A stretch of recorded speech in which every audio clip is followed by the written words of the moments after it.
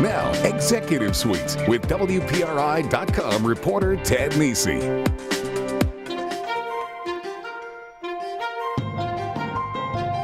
Look out. That's long been the message from John Hazen White Jr., president and CEO of Cranston-based Taco Incorporated. He's the third generation in his family to run Taco, an HVAC manufacturer that's been in Rhode Island since its founding in 1920. The company recently completed a $20 million expansion project and has been widely praised for the way it treats its employees. White himself has become a familiar figure in Rhode Island's political debates. He was an early advocate of paring back pensions and now says the state needs to make major changes to revive its struggling economy. This week on Executive Suite, a look back and a look ahead with John Hazen White Jr. Welcome to Executive Suite. I'm Ted Nisi. John, thank you for being here. It's great to be here. We've been talking about it for a while, and I should say I made a slight flub in the opening there. I think Taco came to Rhode Island in 1926 after 6 years in New Jersey. Is that right? Yeah, it always had a presence here, though. But it always had a presence here. All right, so we'll go with that's correct for folks at home. So right off the top, everyone's talking about economic development. There are reports and studies piling up on everyone's shelves about what to do about the Economic Development Corporation, what could be passed, what could be changed, what could get the state away from double-digit unemployment. Stepping back, you hear the conversation, you see what's in the newspaper. What do you think of the types of ideas that are being discussed? Do they sound like something that would make a difference as someone who's actually, building a company and employing people? Yeah, I think the important thing, overriding thing, is that there has to be some sort of change in what's happening overall in the state in order to become attractive for business development, and drawing new business. The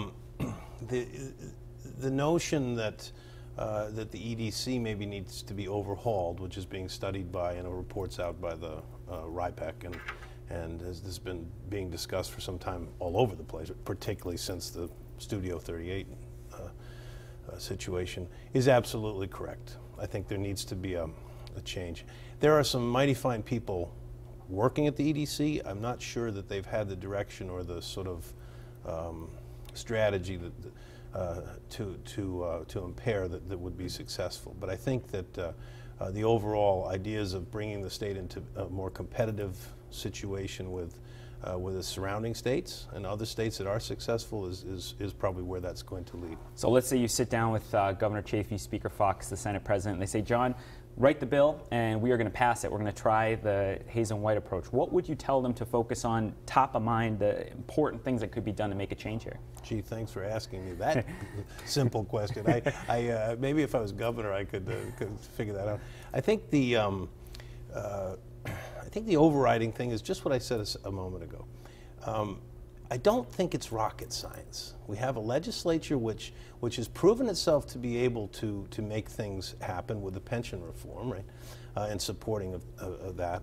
I think that we have a governor, whoever it is, whether it was Carcieri or Governor Chafee or Sunland or anybody else, who really ultimately is responsible for economic development and driving the philosophy behind it. I think that what needs to happen is, instead of trying to reinvent economic development, we need to look around at success stories, states that are successful in the area of economic development. North Carolina, Virginia, I mean, geez, Florida. In many respects, because they're bringing people, right? These are states, these are examples of how things can be done successfully. And so I would start with that premise. Let's just look around and see what's available. Then the key is to get the legislature to support what's being. The big disadvantage that I see to economic development with the governor in the position of head of economic development is we haven't really had one who's had the support of the legislature.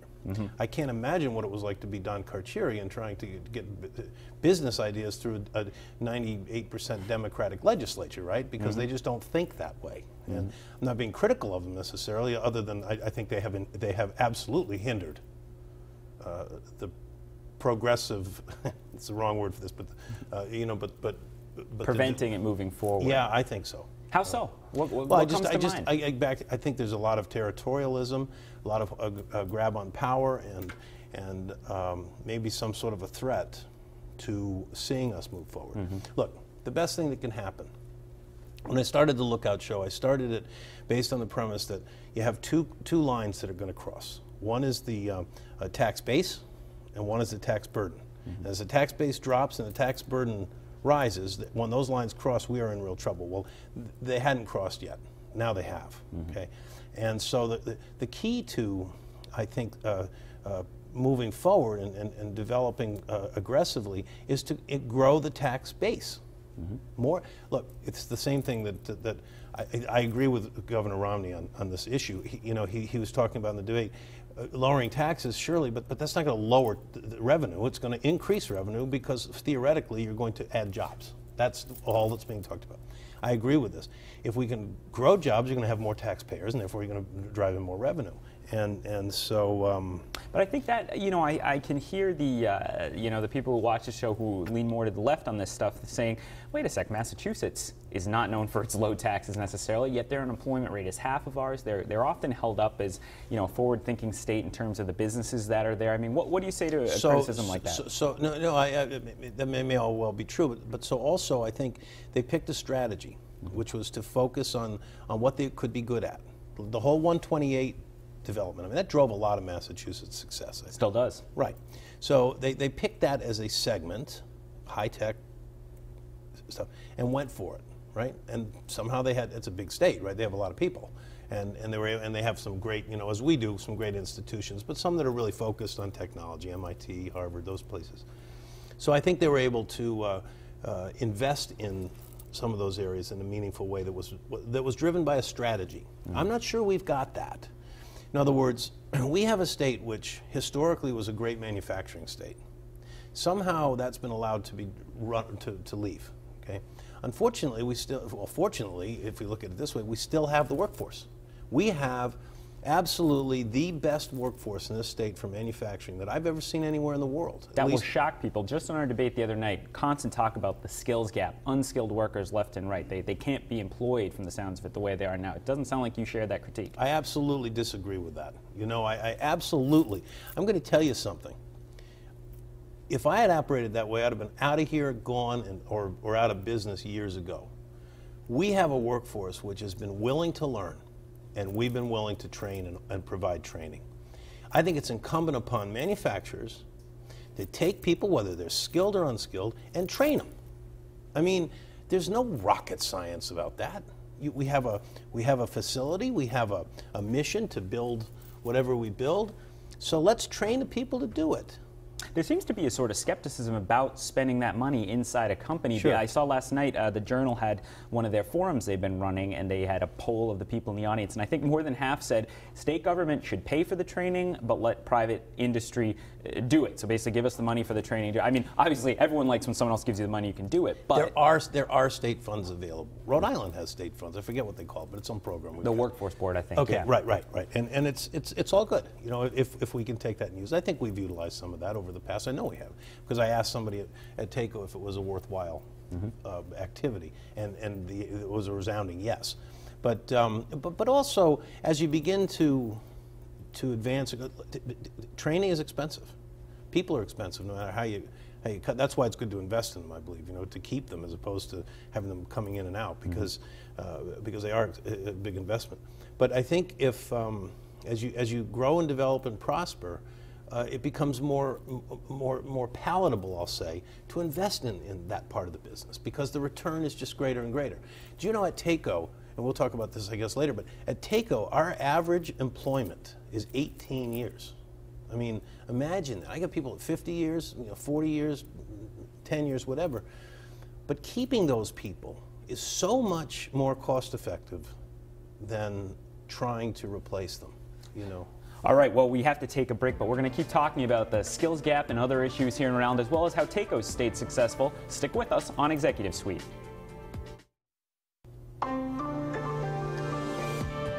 Welcome back to Executive Suite. I'm Ted Nesi. My guest this week is John Hazen White Jr., a familiar face. He's the CEO of TACO Incorporated in Cranston. And John, let's talk about TACO.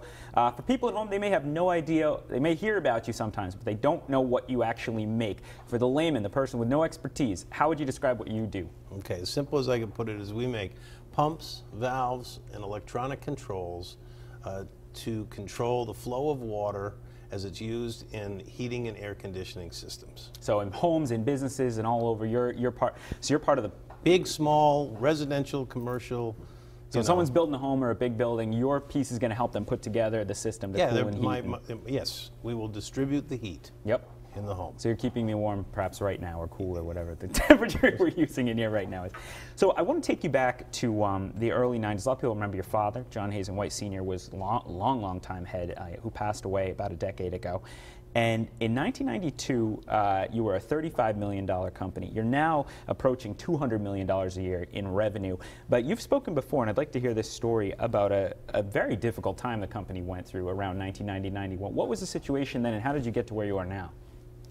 Well, what happened in the early 90s was Rhode Island went into the worst recession it had been in, you know, I think forever. People remember the bank crisis, of course, things like that, yeah. You know, that was a little earlier, I think, but 91, 92 was just was a brutal time for the whole Northeast, for New England, but Rhode Island really took the brunt of it.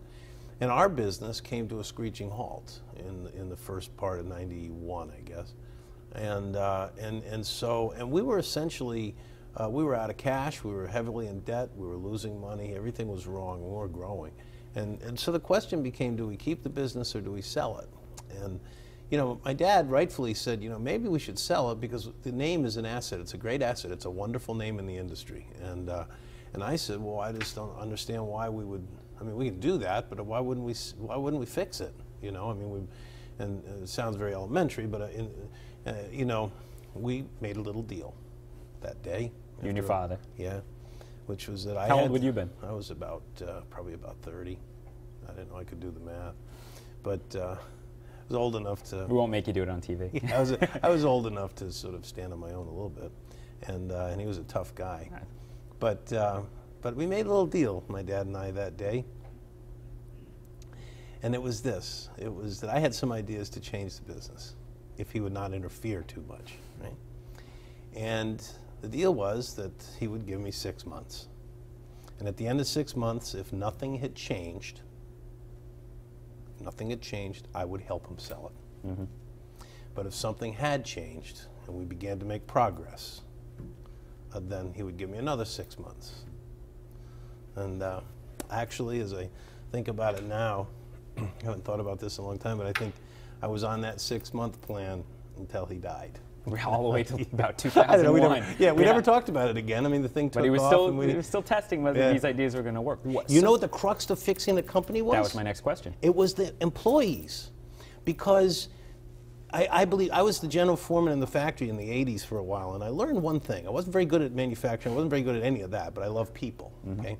And the one thing I learned from the folks in the company was that people, no matter what they do or who they are, whether it's you or me or anybody, has forgotten more about what we do than anybody else will ever know. Mm-hmm. And if there's an issue that I want fixed, or I need fixed, or I want to make better or improve, I'm going to go right to the person who does that and ask them to help. And that's what we did at TACO. And it sounds very altruistic and all that, but it's the truth. And God bless those people. They came to the front, they helped, and we fixed that company. And what you talked about a lot of things. Your employees top of mind. You also mentioned you restructured management. You had new, more efficient operations centers. Middle management was empowered to make certain decisions, investments in new equipment, and growing international business. All that was a part of it, but you do emphasize, you think more than anything else, it was the investment made in the employees. Absolutely. You built the Learning Center, and that's what we mentioned at the top, a $20 million expansion of that. What is the Learning Center, and what it seems like a rare thing for a private company to do? At exactly that time, as well as, and we began to pick up and grow again, okay, within a year or two after that. Cleveland Twist Drill left Rhode Island. Brown and Sharp was kind of coming apart.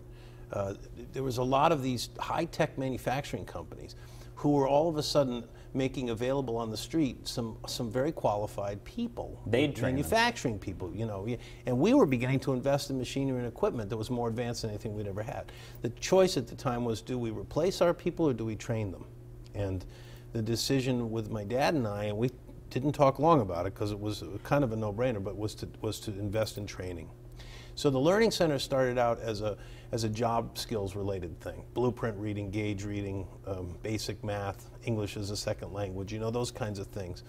And evolved to, and what we learned, and this is very interesting, Ted, because this is, I think, prevalent throughout the world and life in general. The more people learn, the more they want to learn. Mm-hmm. And so as time went on, the Learning Center expanded into, English classes, literature. Like a school? Do people have class during work time? Absolutely, GED program, after school, after work programs, all the way through to gardening and wellness programs and painting and watercoloring and all that kind of stuff, and we even have an MBA program that we run in-house with Johnson & Wales. Sounds a little like a throwback to you think of how General Motors, their employees, especially back in the day, had such long-standing ties to the company. It was almost a family atmosphere, but people say that's over. I hear that constantly, that my generation will not have a long-standing relationship with the same company. You think something will be lost, obviously, with that, if that's the case. Yeah, I guess we missed that memo. Yeah, right. I mean, we have 4 summer camps in the summer for employees' kids. 2 art and music and 2 oceanography with URI.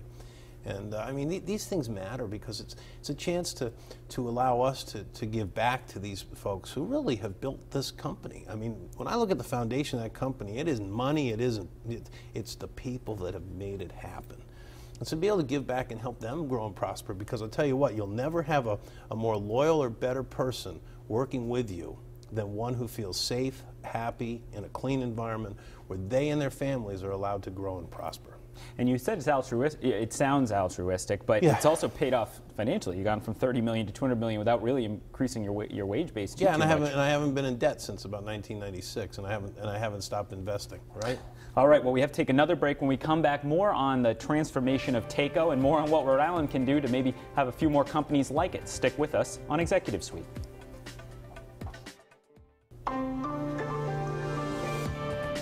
Welcome back to Executive Suite. I'm Ted Nisi. Our guest this week, TACO CEO, John Hazen White. John, I was reading some of your columns in the Warwick Beacon, the great newspaper run by John Howell down there, and you wrote a couple, last year you visited the Occupy Providence protesters in Burnside Park. We don't talk about Occupy Wall Street a lot here on Executive Suite, perhaps we should.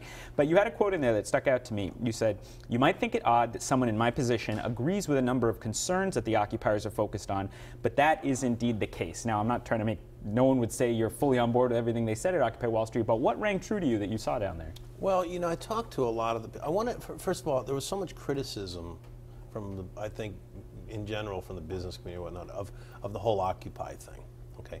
Probably me included at some point in the beginning of the thing. But then I thought to myself, really the best thing to do here might be to go and chat with these folks a little bit and see what they're really thinking about without the camera in front of them and all that stuff. So I did. I went down, hung out for a couple of days, I guess. You had the hair for it. Yeah, it didn't seem to hide too much because No. I've got flocked with all kinds of people. But anyway, what stood out to me was that what those people were doing, and still in some cases are, is expressing their right to freedom of speech. The problem they had was they weren't focused on any element of it.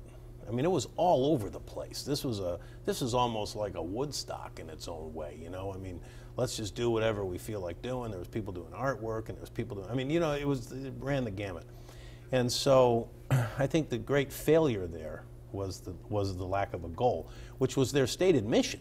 They didn't want a goal. They didn't want to, but I'm not sure that ever works too well how did it work for them? It's too bad, because I think they had some issues. They wanted to. You've talked about student loans a lot as a real concern, the debt load on the younger generation, my generation, obviously. Mm-hmm. Yeah, that's real scary. Yeah. And but and I think they were focused a little bit on the imbalance of wealth, and which is all another subject. But I mean, at the same time, I know you've also felt I've spoken with you before, and you think there are sometimes things that people on the liberal progressive side of the political spectrum miss about the importance of business. When you're talking to someone like that, there are obviously a lot of Democrats in this state. What do you say? What do you wish they thought about as they're looking at policies or thinking about the business world? Well, first of all, I would have to say that I think people are probably very. a misunderstanding of my politics. Okay, I think people would be very surprised at where my politics lie. I'm not the conservative wonk that everybody thinks I probably am. But on the other hand, you know, I'm certainly not a real left-wing guy. But I think that you know, business can be run without having a fist fight all the time between progressive and conservative. You know, it's just like politics. This is the most disappointing thing I've ever seen in my life right now, what's happening politically with the polarization on both sides.